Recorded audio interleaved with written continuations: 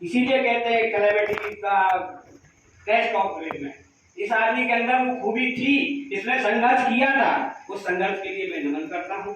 साथ ही साथ सदन की मान्यताओं, मेरे वरिष्ठ और जूनियर जो भी साथी हैं, मुझे सबसे ज़्यादा हर्ष तो इस बात का हो रहा है कि सबके दीदार हो रहे हैं और बहुत बहुत बीच में गैप लग गया है। सक्सेना साहब के तो बहुत सबॉर्डिनेट, बिल्कुल हमारे ऊपर हमेशा ही कृपा रही। हमारे वंशकार साहब से तो हमारे नेता थे, हम इनके पीछे पीछे थे, इनका बल बढ़ाते थे हम।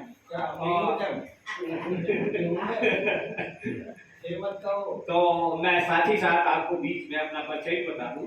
मेरा नाम BL सनेही है। मैं विमुक्त जाति आश्रम में सन 68 से लेकर थ्रू आउट 2009 तक रहा। 18 साल का आया था, 62 साल का होके मैं पैरसिया से विदा ली थी। साथ ही साथ बीच में 11 साल में अम्बेडकर छात्रावास का वार्डन रहा, 80 से 90 तक। और उसी दौर में 2000 से 2009 तक मैं इंचार्ज प्रिंसिपल भी रहा, आवासीय विद्यालय कटारा हिल भोपाल। इस तरह से मेरा सर्विस कैरियर रहा। तो मैं आप लोगों को हर प्रकार से सम्मान देता हूँ, स्वागत करता हूँ और अभिनंदन करता हूँ, वंदन करता हूँ। मैं शॉर्ट में आपका जायका बदल दूँ।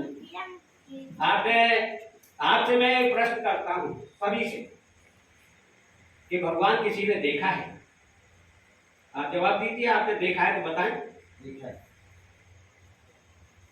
आप सब भगवान।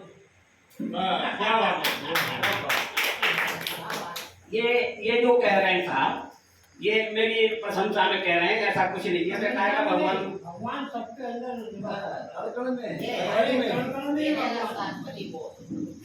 मैं सचिव उत्तर आपको अपनी तरफ से देना चाहता हूँ।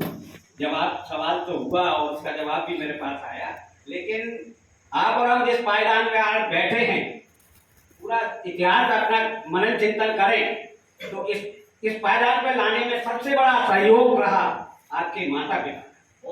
माता पिता ही आपके लिए भगवान हैं। उनके ही सब तरह के सहयोग, सहानुभूति, उनकी ईमानदारी, उनकी मेहनत से आप आगे बढ़े। साथ में फिर आपका सहयोग जो किया, आपको दशा जो दी, वो गुरु जी ने दी। गुरु का भी पद जो है भगवान से भी बड़ा है। तो भगवान की जगह पर मैंने आपको स्पष्ट कर दिया कि हर आदमी के साथ है भगवान, और वो भगवान आपके माता पिता हैं। जिस भगवान को किसी ने नहीं देखा, मंदिरों में ये सब ढोंग ढकोसले हैं जितने बना रखे हैं। क्या आप अंधकार में जीना चाहेंगे? जिस पत्थर में अगर भगवान होते तो ये अभी ये कौन सा रोग आया था, कोरोना, कहाँ गए थे तुम्हारे सब देवी देवता? मैं तो स्पष्ट कह देना चाहता हूँ कि अगर मानवता के अंदर मानवता ही सबसे श्रेष्ठ है। आप जिस पद पर हैं, किसी के साले लगते हैं, किसी के पिता लगते हैं, किसी के चाचा लगते हैं, किसी के बहनोई लगते हैं, किसी के भाई लगते हैं। आज से जितने सामाजिक रिश्ते हम इसलिए देवी देवता को मानते हैं, अगर किसी अक्षर प्रेम का 1600 पंडित हो, और इंग्लिश में उसको कहते हैं LOVE, चार अक्षर है उसके अंदर। तो L से मतलब होता है लैक्स ऑफ सॉरोज। प्रेम के अंदर झीलें भरी हुई है, काय से दुखों की झीलें भरी हुई है प्रेम में। और ओशिन्स ऑफ टीयर्स दूसरा अक्षर है, ओशिन्स ऑफ टीयर्स। ओशिन्स माने समुद्र, एक समुद्र नहीं, आंसुओं से समुद्र भरे पड़े काय के अंदर, प्रेम के अंदर। प्रेम के अंदर बहुत गहराई है। हर रिश्ते के बीच में प्रेम है, बहन भाई का, साले बहनोई का, चाचा भतीजे का, जितने भी रिश्तों के अंदर बहुत गहराई लिए हुए आपका प्रेम है। तीसरा है value of life. Value of life और वैल्यू ऑफ लाइफ, जीवन की घटनाएं, जीवन की चढ़ाव होता, वो वैल्यू से मतलब है। चौथा है एंड, ई से मतलब एंड की, और एंड प्रेम में ही होता है। लेकिन मैं आपसे निवेदन करूं, लव शब्द जहां आया, प्रेम शब्द जहां आया, सामाजिक तौर से लोग लड़का लड़की के प्यार की तरफ चले जाते हैं। ये प्यार बहुत गहराई लिए हुए है, हर रिश्ते के अंदर है, उसको पहचानिए। तीसरी बात मैं आपसे निवेदन करना चाहूंगा कि परिवार में आप जीते हैं, आपका इतिहास आपको मतलब आईने में स्पष्ट कर देगा कि आप हैं क्या, अभी तक आप क्या थे और अभी इस पायदान पर आप क्या हैं, ये आपका इतिहास बताएगा। आप मनन चिंतन करिए, समझिए कि आप हैं क्या। ठीक वैसे ही उस जीवन में जैसे अभी पूर्व वक्ताओं ने बताया कि मानव की सेवा करना ही हमारा सबसे पहला धर्म है। ये बहुत अच्छी बात कही। हमने बहुत सेवाएं कर ली सबकी।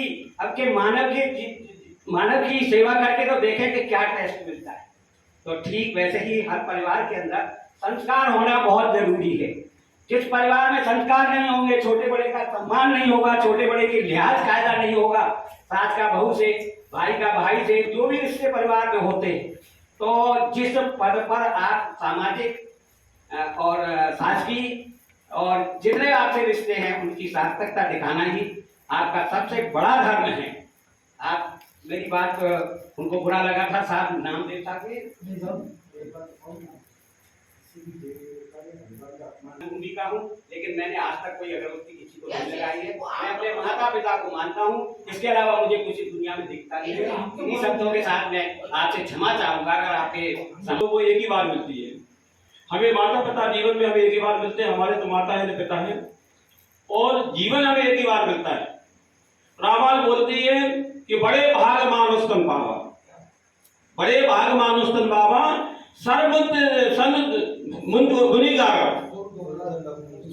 गुनिगावा। तो ये रामायण खुद बोल रही है। इसलिए जीवन में हमें तीन चीज मिली है। पहले माता पिता, हमें तन धन से सेवा करना चाहिए। दूसरा जीवन मिला है, और तीसरा समय मिला है। समय अपनी गति से चल रहा है।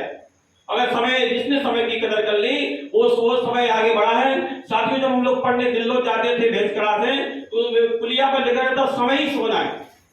जब हमने समय ही सोना समझा, तो आज हम लोग यहाँ पढ़ लिख के हमारे गुरुओं के वजह से, सामाजिक ज्ञान की वजह से इधर हम लोग आज बच्चे हमारे जैसा बैठे हुए उन्हें हम लोग कीचड़ में पढ़ने आते थे। भेजकड़ा गांव था हमारा। वहाँ पे दो शब्द हमारे पुष्पाजी आई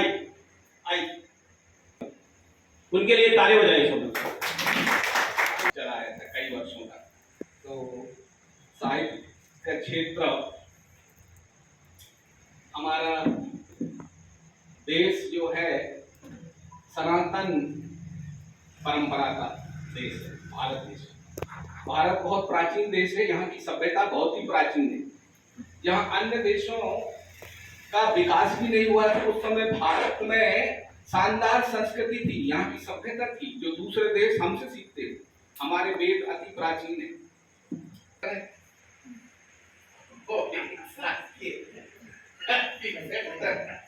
अच्छा, दूसरे रिजल्ट में जहाँ हम देखते हैं गुणात्मकता जहाँ दिखती हमें, वो अंकों के आधार पे। तो सबसे पहले बच्चे का ध्यान रखना। अच्छा, जो हमारे पास सेक्टर आता है गवर्नमेंट सेक्टर, वो ऐसे हैं जो माँ बाप भी ध्यान नहीं देते, वो बच्चे पढ़ रहा है नहीं, स्कूल ही जा रहा है, नहीं आता है नहीं आता। तो इस तरह से शिक्षा जगत के संक्षिप्त मैंने आपके साथ एक ज्ञान प्रस्तुत की। बाकी मैं अपने पॉइंट पर आता हूँ।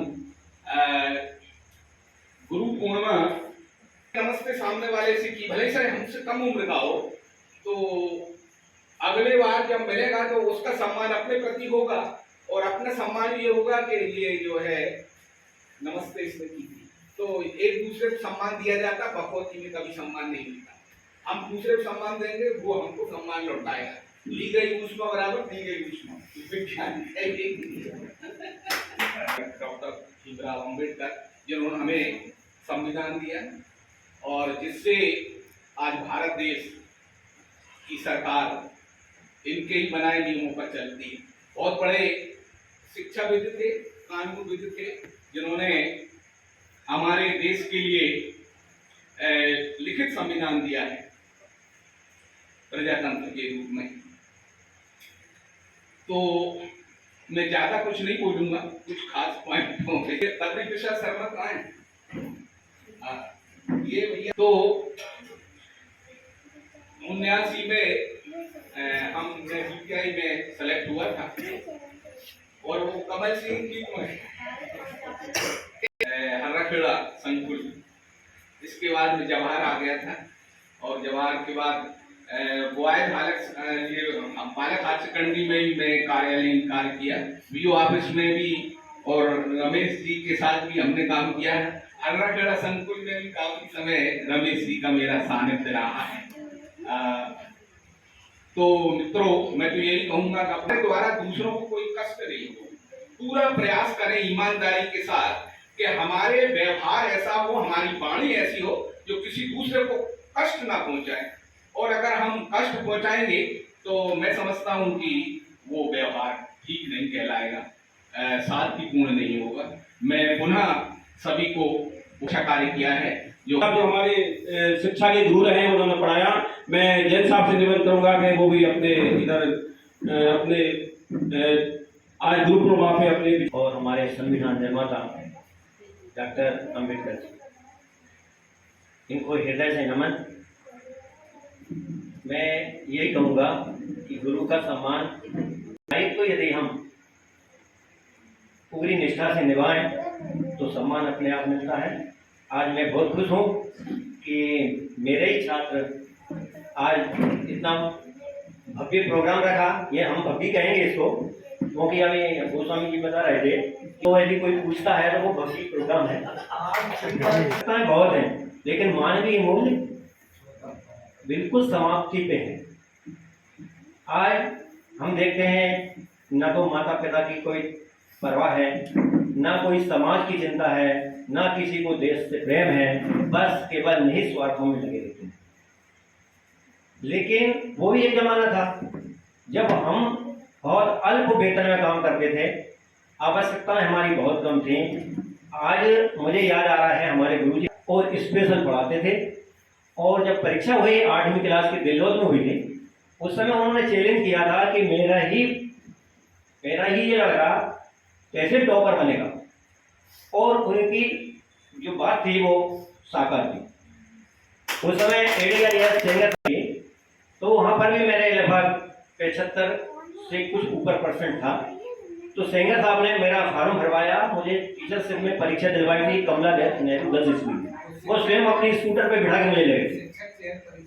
हाँ, शिक्षक चयन और दूसरी श्रवण संस्कृति, और ये 2 धाराएं अविरल रूप से आज भी विद्यमान है। अब बात ये आती है कि कौन सी धारा अच्छी है, कौन सी बुरी है। भैया नदी है, नदी के 2 किनारे होते हैं, 2 किनारे कभी मिलते तो नहीं है, लेकिन 2 किनारों के बिना नदी बह नहीं सकती। और दोनों के बीच में ये धर्म रूपी जो गंगा है वो दोनों ही किनारों से चलती है। तो मैं तो यही मानता हूँ कि हमारी संस्कृति है, सनातन संस्कृति है, और ये हमेशा अविरल चलती रही है और चलती रहेगी। हमारा सिर्फ एक ही काम है, कहाँ मिलते हैं, कहाँ पैर पड़ते हैं, यही हमारा मान सम्मान है। और हम अब रिटायर भले ही हो गए हैं, लेकिन हमारे परिवार में, हमारे समाज में जो भी हम काम करते हैं उसमें हम मानवीयता रखें और मानवीय मूल्यों का ध्यान रख करके काम करें। इन्हीं भावनाओं के साथ मैं ज़्यादा कुछ नहीं कहूँगा। ख्याल रखें हमारे मेरी नियुक्ति हुई थी और प्राथमिक शाला हुआ था, और ADIS में रहा मैं 10-15 साल। उसके बाद मुनार मिलते हैं ना, कोई बड़ों की इज्जत करना, सब और ज़्यादा कुछ थोड़ा बहुत ही मोबाइल में कर दिया था। पुरानी जो पद्धति थी या शिक्षा पद्धति, उसका अनुसरण अगर अपन करें तो बहुत कुछ लाभ मिल सकता है। जैसे हमारे सनी जी ने बोला कि व्यवस्था करी थी, वो हाल सारी व्यवस्था करी है, लोग कम आए कोई बात नहीं। तो हमने गलत अगर अशब्द भी बोल दिया तो हिंसा की श्रेणी में आता है।